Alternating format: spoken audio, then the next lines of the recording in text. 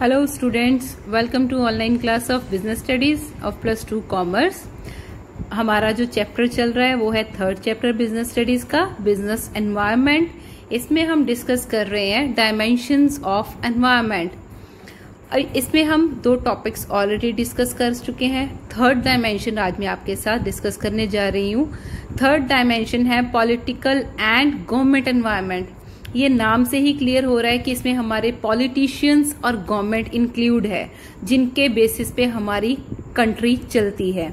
क्योंकि वो पूरी कंट्री उनके अंडर आती है तो उनका हर डिसीजन डायरेक्टली बिजनेस को भी पूरी तरह से इफेक्ट करेगा।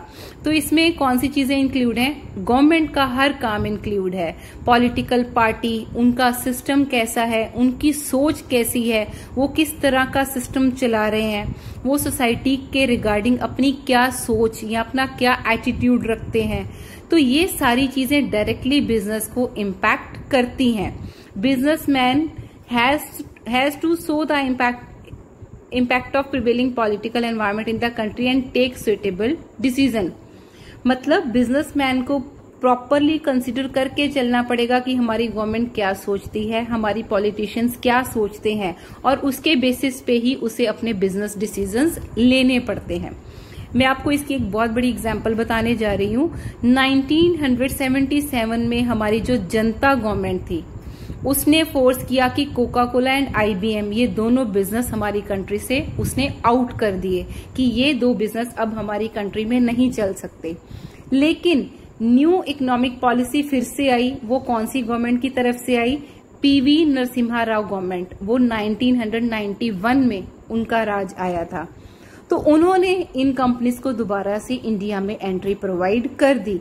तो जिन लोगों का कोका कोला का बिजनेस या IBM का बिजनेस यहाँ पे बहुत कामयाबी से चल रहा था, गवर्नमेंट ने आके एकदम से उनका बिजनेस पूरी तरह से हिला दिया। जब उनका बिजनेस हिला तो इसका फायदा दूसरी कंपनीज को हुआ होगा, जिनके प्रोडक्ट डिमांड नहीं भी हो रहे थे, उनके भी प्रोडक्ट डिमांड होने शुरू हो गए। लेकिन जब दूसरी गवर्नमेंट आई, उसने दोबारा से कोका कोला और IBM को एंट्री प्रोवाइड कर दी। इससे क्या हुआ कि जब जिनका बिजनेस 1977 से चलना शुरू हो गया था, 1991 से दोबारा से उनका बिजनेस सफर करना शुरू हो गया। तो इस तरह से गवर्नमेंट पूरी तरह से हमारे बिजनेस को इफेक्ट करती है।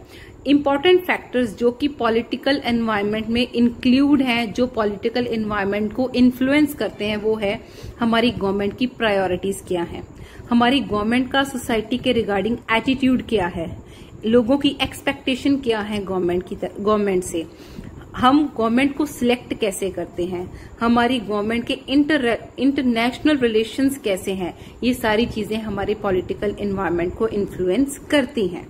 अब पॉलिटिकल एंड गवर्नमेंट सिस्टम के जो कंपोनेंट्स हैं वो है हमारा प्रेजेंट पॉलिटिकल सिस्टम कैसा है, कॉन्स्टिट्यूशनल फ्रेमवर्क मतलब हमारा संविधान का दायरा क्या है, पॉलिटिकल स्ट्रक्चर कैसा है मतलब हमारी सेंट्रल और स्टेट गवर्नमेंट का रिलेशन कैसा है, हमारे पॉलिटिशियंस की सोच कैसी है, या हमारे पॉलिटिशियंस की स्टेबिलिटी कैसी है, मतलब कितना टाइम हमारी गवर्नमेंट टिकी रहती है, पॉलिटिकल प्रोसेस कैसा है मतलब हमारी पार्टी का सिस्टम कैसा है, इलेक्शंस का सिस्टम कैसा है, और उनके पास फंड्स जो आते हैं उनका क्या सिस्टम है, हमारे लीडर्स की प्रोफाइल क्या है, degree of politicization of business and economic system मतलब किस हद तक पॉलिटिशियंस इन्वॉल्व होते हैं बिजनेस में, और हमारी इकोनॉमी का सिस्टम कैसा है, गवर्नमेंट इंटरफेयर किस हद तक करती है बिजनेस में, foreign policy of the government क्या है, और ideologies and values of political parties मतलब हमारी जो पॉलिटिशियंस हैं उनके क्या आइडियल्स हैं, उनमें किस हद तक वैल्यूज मतलब मॉरल वैल्यूज, इंसानियत किस हद तक है। ये सारी चीजें इफेक्ट करेंगी हमारे पॉलिटिकल एनवायरनमेंट को, जिसे कंसिडर करके हमें अपने डिसीजंस लेने होते हैं। नेक्स्ट है हमारा लीगल एनवायरनमेंट। लीगल एनवायरनमेंट है कि हमारा कानून क्या है, हमारे लॉज क्या कहते हैं। लीगल एनवायरनमेंट वो हमारे बिजनेस को काफी हद तक इन्फ्लुएंस करता है। इसमें शो किया होता है ज्यादातर जो लीगल एनवायरनमेंट है वो हमारे लिए रेस्ट्रिक्शंस मतलब रुकावटें लेके आता है, पर ये बिजनेसमैन के लिए अपॉर्चुनिटी भी बन सकता है। तो लीगल एनवायरनमेंट में जो बिजनेस को इन्फ्लुएंस करता है उसमें से कुछ चीजें उन्होंने मेंशन की हुई हैं, जैसे कि हमारा कानून पहले कहता था कि हमें कोई भी बिजनेस करने के लिए लाइसेंस चाहिए, लेकिन बाद में उन्होंने ये लॉ खत्म कर दिया कि अब बिना लाइसेंस लिए भी हम अपना बिजनेस शुरू कर सकते हैं। कैपिटल मार्केट में वो चेंजेस लेके आए। कैपिटल मार्केट वो होती है जिसके थ्रू हम अपने शेयर्स सेल करते हैं और कंपनी को बिजनेस चलाने के लिए पैसा मिलता है। तो वो सिस्टम भी हमारे जो लॉज हैं उसके सिस्टम जो था वो इजी बना दिया उन्होंने। लिबरलाइजेशन मतलब फ्रीडम प्रोवाइड कर दी कि अब बाहर वाले लोग भी हमारे देश में पैसा इन्वेस्ट कर सकते हैं, मतलब हमारी कंपनीज बाहर से भी अब पैसा अरेंज कर सकती हैं। पहले इंश्योरेंस कंपनी, 5th पॉइंट मैं पहले बता रही हूँ, पहले इंश्योरेंस कंपनी सिर्फ गवर्नमेंट खोल सकती थी, बाद में उन्होंने प्राइवेट सेक्टर मतलब आम जनता को भी अलाउ कर दिया कि अब वो भी इंश्योरेंस सेक्टर चला सकते हैं।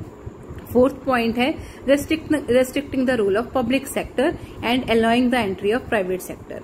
ये पॉइंट हम +1 में डिस्कस कर चुके हैं कि 1991 में नई पॉलिसी, नया कानून बना था जिसमें उन्होंने गवर्नमेंट के अंडर काम लिमिटेड कर दिए थे और प्राइवेट सेक्टर को परमिशन दे दी थी कि अब वो भी सारे बिजनेस अपने लेवल पे कर सकते हैं।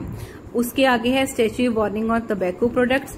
टोबैको प्रोडक्ट्स के लिए अब वार्निंग्स प्रोवाइड की जा रही हैं और अल्कोहलिक प्रोडक्ट्स के लिए जो एडवर्टाइजमेंट है उसे बैन किया जा रहा है। ये सब हमारे कानून है जिनको मद्देनजर रखते हुए हमें अपना बिजनेस डिसीजन लेना पड़ता है। पॉल्यूशन को लेके हमारा लॉ क्या कहता है उसको भी हमें ध्यान में रख के अपना बिजनेस चलाना होता है।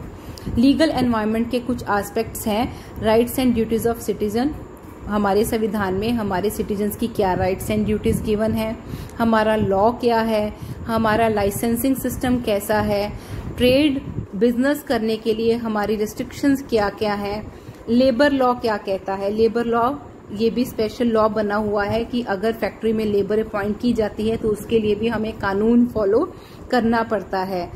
टैक्स के रिलेटेड भी लॉज बने हुए हैं, बिजनेसमैन को उसे भी कंसिडर करना होता है।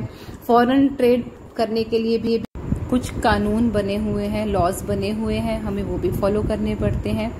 लीगल वार्निंग्स ऑन प्रोडक्ट्स मतलब कानूनी तौर पे हमें वार्निंग्स प्रोवाइड की जाती हैं कुछ प्रोडक्ट्स के लिए कि हम इन प्रोडक्ट्स का काम नहीं कर सकते या इन स्टेट्स में, इन देशों में ये माल नहीं बेच सकते, वो सारे कानून भी हमें मानने पड़ते हैं। Last point is laws restricting advertisement of some products. कुछ कानून ऐसे भी बने हुए हैं जो हमें कुछ प्रोडक्ट्स की एड करने के लिए अलाउ नहीं करते, तो हमें वो सारे लॉज, बिजनेसमैन को वो सारे कानून मानने पड़ते हैं जो भी बिजनेस से कनेक्टेड बने हुए हैं, क्योंकि अगर हम कानून को नहीं फॉलो करेंगे तो वो हमारे खिलाफ एक कानूनी तौर पे केस बन जाता है। So that's it for today students. Next dimensions में आपके साथ डिस्कस करूंगी अपने नेक्स्ट लेक्चर में। Okay students, thank you, have a nice day, stay home, stay safe and don't forget to like and subscribe the channel. Thank you.